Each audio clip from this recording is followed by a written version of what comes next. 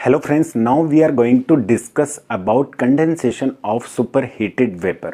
अभी last video में हमने डिस्कस किया था सैचुरेटेड वेपर क्या होती हैं और सुपरहीटेड वेपर्स क्या होती हैं। अगर वो वीडियो आपने नहीं देखा है तो उसको देख लीजिए, आपको within seconds condensation of superheated vapours समझ में आ जाएगा। तो चलिए हम टॉपिक देखते हैं, condensation of superheated vapours. Condensation of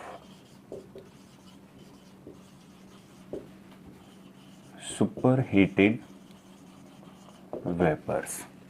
ठीक है, कंडेंसेशन का मतलब क्या होता है? ठंडा करना। ठीक है, इसको बोलते हैं संघनन। कोई भी चीज गर्म है तो उसको ठंडे करने की प्रोसेस को कंडेंसेशन बोलते हैं। तो लास्ट वीडियो में हमने देखा था कि कोई भी लिक्विड है 100 डिग्री सेल्सियस पर या बॉइलिंग पॉइंट पर अवेलेबल है, वो उसके सेचुरेशन टेम्परेचर पर अवेलेबल है। तो सेचुरेशन टेम्परेचर पर अवेलेबल है तो लिक्विड को लेटेंट हीट देंगे तो वो वेपर बनेगा। ठीक है, वो वेपर जो होगी वो सेचुरेटेड वेपर कहलाएगी। और सेचुरेटेड वेपर्स हैं, अगर उसको और ज़्यादा हीट दी जाती है, डिग्री ऑफ सुपर हीट या डिग्री ऑफ फ्रीडम दी जाती है, तो सुपर हीटेड वेपर्स हमें प्राप्त होती है, सुपर हीटेड वेपर्स।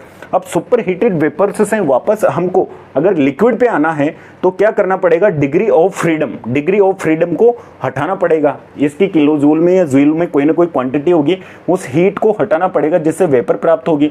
वेपर और लिक्विड का टेम्परेचर तो 100 डिग्री सेल्सियस है, लेकिन लिक्विड के कंपैरिजन में वेपर के पास में टेम्परेचर क्या है? ज्यादा है। क्योंकि उसके पास में एक्स्ट्रा एनर्जी के लेटेंट हीट है, तो इसको रिमूव करना पड़ेगा तो हमारे पास में लिक्विड प्राप्त हो जाएगा। ठीक है, तो इसको इस तरीके से हम लिख सकते हैं, ये हमको समझ में आया हो तो। अगर हमारे पास में एग्जाम में क्वेश्चन आता है कि write down the concept of condensation of superheated vapour, ये इंटरव्यू में पूछ लिया जाए कि सुपरहीटेड वेपर्स को कंडेंस करना है तो आप कैसे करोगे, और सुपरहीटेड वेपर को कंडेंस करना आसान है या सैचुरेटेड वेपर को कंडेंस करना आसान है। तो ऐसे इंटरनल सवालों के जवाब हम कैसे देंगे जब हमको ऐसे कॉन्सेप्ट सीधे और उल्टे दोनों तरीके से विद इजीएस्ट वे में और सिंपल तरीके से हमको पता होंगे। तो यहां पर सुपरहीटेड वेपर्स को कंडेंस करना है तो यहां पे लिखेंगे सुपर हीटेड वेपर्स। अब सुपरहीटेड वेपर्स कौन सी वेपर से बनती है? सुपरहीटेड वेपर्स, इसको आप स्टीम भी बोल सकते हो, क्योंकि इसका क्या है? टेम्परेचर क्या रहता है? इसका टेम्परेचर हाई रहता है। टेम्परेचर हाई रहता है सुपरहीटेड वेपर्स का। तो सुपरहीटेड वेपर्स के पास में होती है degree of freedom. Degree of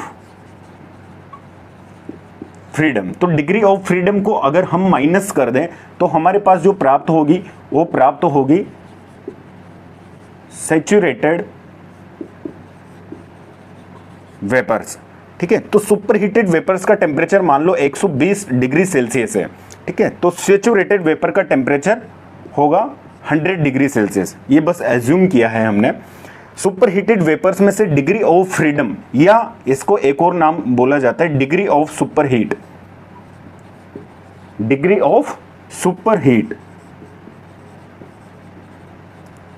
तो सुपरहीटेड वेपर्स जिनका टेम्परेचर हाई है, हाई टेम्परेचर होने के कारण इसको स्टीम भी बोला जाता है, 120 डिग्री सेल्सियस। इसमें से हम डिग्री ऑफ फ्रीडम को हटा दें। ये क्या? डिग्री ऑफ फ्रीडम एक हीट की क्वांटिटी है, हीट की क्वांटिटी है डिग्री ऑफ सुपरहीट, दोनों एक ही टर्म है।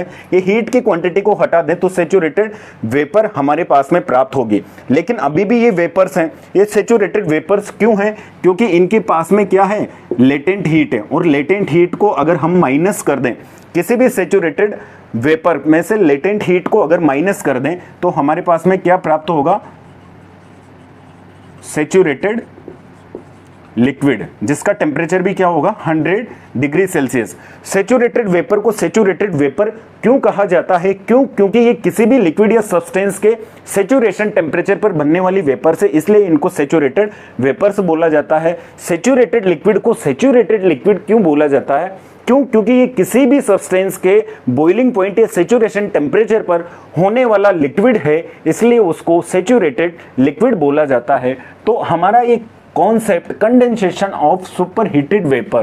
ठंडा करना, सुपर हीटेड वेपर्स को अगर हमको ठंडा करना पड़ेगा इंडस्ट्रीज में, तो सुपर हीटेड वेपर्स में से हम डिग्री ऑफ फ्रीडम को रिमूव करेंगे, डिग्री ऑफ सुपर हीट को रिमूव करेंगे, उससे हमें सेचुरेटेड वेपर्स प्राप्त होंगी जिनका टेम्परेचर 100 डिग्री सेल्सियस है। सेचुरेटेड वेपर के पास में भी लेटेंट हीट होती है, लेटेंट हीट को रिमूव करेंगे तो सेचुरेटेड लिक्विड प्राप्त होगा। मतलब स्टीम से, ये क्या है स्टीम, तो स्टीम से आप लिक्विड कैसे प्राप्त करोगे, स्टीम से आप लिक्विड कैसे प्राप्त करोगे वो इस प्रोसेस के दौरान प्राप्त करोगे। ये इंटरव्यूज में ये टर्म्स डिस्कस होती है। सेचुरेटेड वेपर क्या होती है, सेचुरेशन टेम्परेचर क्या होता है, वेपर और सेचुरेटेड वेपर में क्या अंतर है। वेपर्स तो वेपर्स होती है, किसी भी टेम्परेचर पे हो सकती है, लेकिन किसी भी सब्सटेंस के बॉइलिंग पॉइंट या सेचुरेशन टेम्परेचर के इक्विलिब्रियम में बनने वाली जो वेपर्स होती है वो स्पेसिफिक वेपर्स होती है, उन्हीं को सेचुरेटेड वेपर्स बोला जाता है। और इसका टेम्परेचर अगर 100 से ज्यादा है, 101 है या 120 है या 200 या 400 है, तो उन वेपर्स को फिर सेचुरेटेड वेपर नहीं बोलेंगे, उन वेपर्स को हम सुपर हीटेड वेपर्स बोलेंगे या स्टीम बोलेंगे। सेचुरेटेड लिक्विड क्या होता है, लिक्विड तो लिक्विड होता है, किसी भी टेम्परेचर पे होता है, लेकिन जिस टेम्परेचर पर लिक्विड अपनी फेज चेंज करने लग जाए या बॉईल होने लग जाए, वेपर्स बनाने लग जाए, उसका वेपराइजेशन स्टार्ट हो जाए, वो एक स्पेसिफिक पॉइंट होता है, कांस्टेंट होता है। सभी लिक्विड का अलग अलग होता है, लेकिन एक लिक्विड का कांस्टेंट होता है, पानी का 100 डिग्री सेल्सियस होता है। तो बॉइलिंग पॉइंट पर लिक्विड के टेम्परेचर को सेचुरेशन टेम्परेचर कहा जाता है, और सेचुरेशन टेम्परेचर पर उपस्थित कोई भी सब्सटेंस या लिक्विड को सेचुरेटेड लिक्विड कहा जाता है। तो ये बहुत छोटी छोटी कुछ बेसिक्स जानकारी है जो आपके एचआर और टेक्निकल इंटरव्यू में डिस्कस होती है, लेकिन प्रॉपरली हम टेक्निकली आंसर नहीं दे पाएंगे। अगर नहीं दे पाएंगे तो फिर हमारा डिग्री करने का और डिप्लोमा करने का और पढ़ने का क्या फ़ायदा, बताओ आप ही। तो ये बहुत छोटी छोटी कुछ बेसिक सी बातें हैं, तो इनको डिस्कस करना, समझना, इन टर्म्स का टेक्निकल आंसर क्या होता है, ठीक है, उनको कैसे हमको सामने वाले को रिप्रेजेंट करना है और कैसे देना है, ये हम लोगों को डिग्री और डिप्लोमा कर रहे हैं या पढ़ाई कर रहे हैं, जेई की तैयारी कर रहे हैं, कोई भी कंपटीशन एग्जाम की तैयारी कर रहे हैं, अगर हमारा जॉब लगने में इंटरव्यू होगा तो हमें ये कुछ बेसिक्स जानकारियाँ ज़रूर आनी चाहिए। ठीक है, आई होप आपको ये समझ में आया होगा। Thank you so much, bye.